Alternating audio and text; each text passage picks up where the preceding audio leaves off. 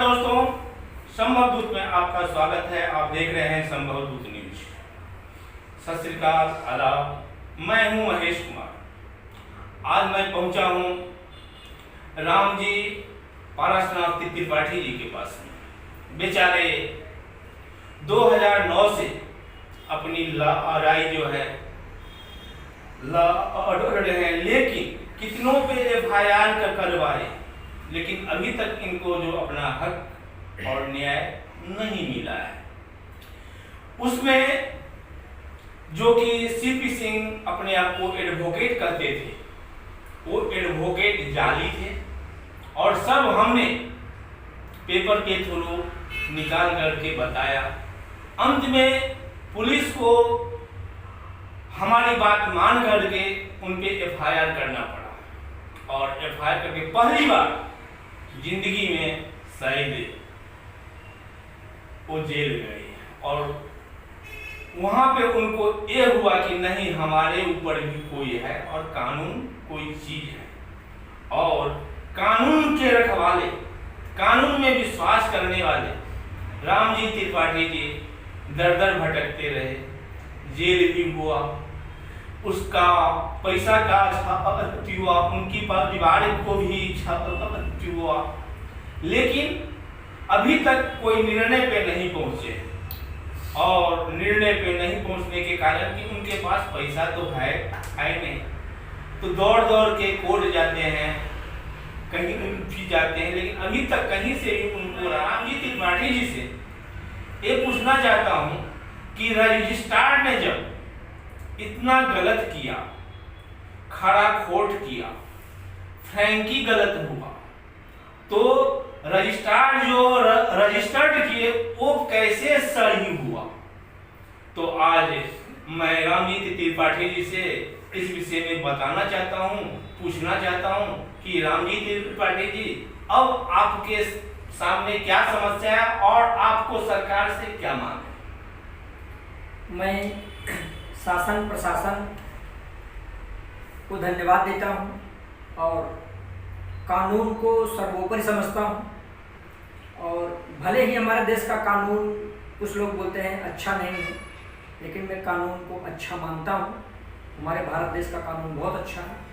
ठीक है, हमें देर हो रहा है, लेकिन काम दुरुस्त हो रहा है। एक एक करके सारी गलतियां CP सिंह की सामने आ रही हैं और उनको बचाने वाले जितने अधिकारी हैं, अधिकारी में सब अधिकारी आ गए। अब सोचें, लोग, अधिकारी लोग, एक एक करके सारे अधिकारी भी जेल जाएंगे। CP सिंह पति पत्नी तो जेल गए, फिर जाएंगे। आगे आगे देखो होता है क्या, वो तो होगा ही। हम आपके चैनल को, आपको धन्यवाद देता हूँ। अभी रहा सवाल, आपने कहा फ्रैंकिंग और रजिस्ट्रार, ये दो अलग अलग मैटर है। मैं जनता को भी और आपको भी और आपके संभव दूत न्यूज के मार्फत लोगों को, सभी लोगों को मैं ये बताना चाहता हूँ कि मिश्रा जी ने पिछली बार हमारा इंटरव्यू लिया था और बैंक मैनेजर, फ्रैंकिंग अधिकारी CP सिंह, नीलम सिंह, सभी पर मैंने मामला दर्ज कराया, जो कि प्रकरण न्याय प्रविष्ट है। न्याय प्रविष्ट का मतलब होता है उसकी चार्जशीट गई है, मामला सच पाया गया। उसी तरह से मैं रजिस्ट्रार पर भी FIR कराऊंगा और पुलिस यानी शासन प्रशासन 100% मामला दर्ज करेगा।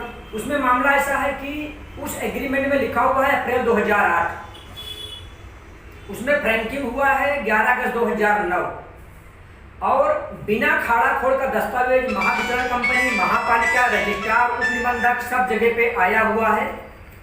CP सिंह, नीलम सिंह ने जमा किया है और बाद में 18/11/2009 को 10/11/965/2009 में अप्रैल 2008 कट करके वहां पर 11/8/2009 CP सिंह, नीलम सिंह ने लिखा है, लेकिन रजिस्ट्रार के कहने से लिखा है, क्योंकि 11 अगस्त 2009 से 11, 12, 13, 14, 15, 20, 30 पूरा अगस्त महीना, पूरा सितंबर महीना, पूरा अक्टूबर महीना वो दौड़ते रहे। रजिस्ट्रार ने अपना 10 रजिस्टर नहीं किया, बोले मेरी नौकरी जाएगी।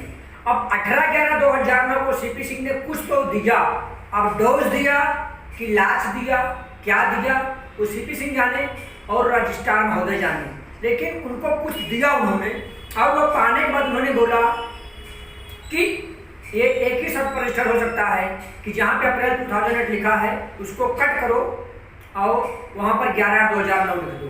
यही चीज़ शासन प्रशासन को, कोर्ट को, माननीय न्यायालय को, सबको समझना है। आपके न्यूज़ के माध्यम से मैं आपको धन्यवाद देता हूँ और ये न्यूज़ आने के बाद इसको मैं ऑल इंडिया में इसको मैं माननीय प्रधानमंत्री जी को और महाराष्ट्र सीएम को, गृह मंत्री को, सबको मैं टैग करने वाला हूं, बताने वाला हूं और मैं निश्चित लोगों को आश्वासन देने वाला हूं कि 100% पुनः एक बार मैं इन लोगों पर मामला दर्ज कराऊंगा, क्योंकि 18/11/2009 को अगर अप्रैल 2008 कट करके वहां पर 11/8/2009 नहीं लिखा जाता तो 10 रजिस्टर नहीं होता था।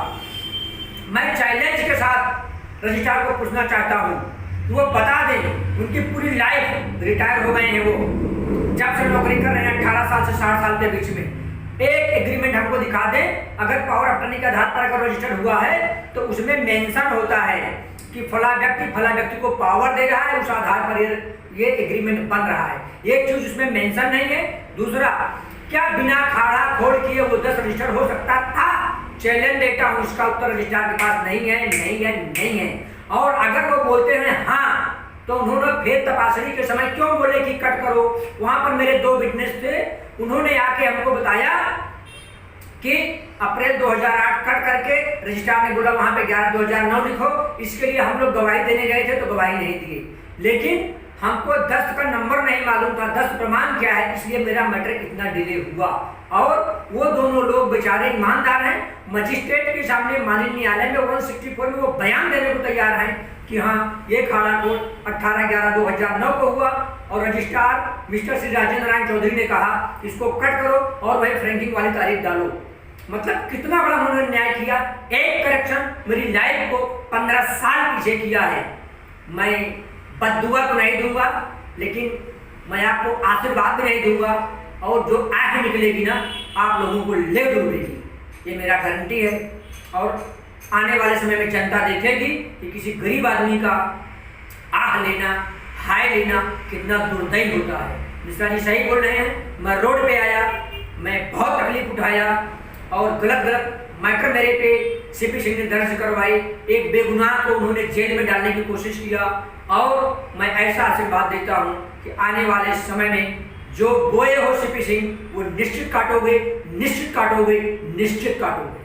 देखे कि रामजी त्रिपाठी जी अपने दुख की भरास किस तरह कर रहे हैं, और इसने लोगों को भी बताना चाहते हैं कि अगर आप लोगों के साथ ऐसा हो तो आप मुझे संपर्क कीजिए, संभव दूत से संपर्क कीजिए, आपको न्याय मिलेगा। कारण कि शासन और प्रशासन में खामी है, लेकिन उस खामी को निकालने के लिए, सच को आगे लाने के लिए मेहनत संभव दूत कर रहा है। कारण कि रामजी त्रिपाठी जी भी जानते हैं कि संभव दूत के ही न्यूज पे सीपी सिंह को अरेस्ट हुआ था, जो कि सीपी सिंह मुझे मारने की धमकी दी थी, और मैंने भी उसे दिया कि मैं यहाँ के पत्रकार पुलिस आपके होंगे पांव के नीचे, लेकिन महेश मिश्रा नहीं, संभव दूत का। इसीलिए आप लोगों से निवेदन करता हूं कि आप लोग जालसाजी में मत फंसे। अगर कानूनी कोई कागजात, कोई बात हो तो आप निःशुल्क जो हमारे नंबर पे संपर्क करके कर सकते हैं।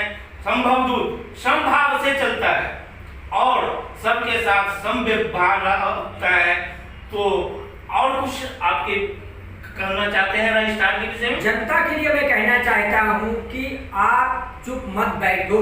अगर आपके साथ अन्याय हुआ है तो आपको लोगों को बताना पड़ेगा और लड़ाई लड़नी पड़ेगी। सबसे बड़ा संविधान है, संविधान सर्वोपरि है, उसके ऊपर कोई नहीं, शासन प्रशासन कोई नहीं, न्यायालय भी नहीं, संविधान सर्वोपरि है। उसके दायरे में रह करके आपको काम करना पड़ेगा, लोगों को काम करना पड़ेगा। जिसको आप समझते हो कि साहब हैं, वो पब्लिक सर्वेंट है, पब्लिक सर्वेंट। गवर्नमेंट सर्वेंट बाद में, वो पहले पब्लिक सर्वेंट हैं, लेकिन पब्लिक को आवाज उठाना पड़ेगा। मैं संभावदूत चैनल के माध्यम से आप लोगों से हाथ जोड़कर निवेदन करता हूं कि चुप मत बैठिए। आपके साथ जो भी अन्याय हुआ है, आप संभावदूत के मोबाइल नंबर पर जरूर संपर्क करिए। आपको महेश मिश्रा जी निश्चित न्याय दिलाएंगे। जय हिंद, जय भारत, जय महाराष्ट्र। बस आज के लिए इतना ही। दोस्तों, हमारे चैनल को देखते रहिए, सब्सक्राइब कीजिए, लाइक कीजिए। अगर अभी तक लाइक नहीं किए हो तो लाइक कर लीजिए और हमारे चैनल को दूसरे लोगों में भी भेजिए कि मैं सच का आवाज़ उठाऊंगा और उठाते ही रहूँगा। जय हिंद, जय भारत।